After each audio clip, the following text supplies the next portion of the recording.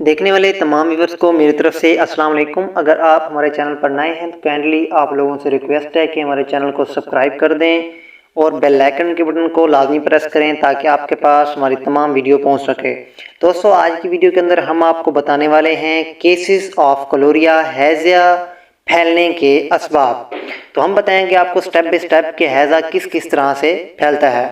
हैज़े की वबा ज़्यादातर गंदे पानी की वजह से फैलती है, ताहम बोसीदा खुराक की एक जगह से दूसरी जगह मुंतकली भी इसके फैलने का ज़रिया बन सकती है। हैज़े का जरासूमा, जिसको जम्स कहते हैं, मरीज़ की के और दस्त वगैरह से खारिज होता है और पानी या दूध में शामिल होकर तंदुरुस्त आदमी के जिस्म में पहुंच जाता है।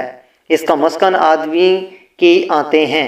बाज़ औक़ात कुएँ वगैरह के पानी के इस्तेमाल से भी फैलता है। जिन लोगों का हाजमा कमज़ोर होता है वो इस बीमारी में ज़्यादा मुब्तला हो जाते हैं। छोटे बच्चे इससे जल्द मुतासिर होते हैं। मौसम बरसात में ग़ज़ा में बदपरहेज़ी भी हैज़े का सबब बनती है।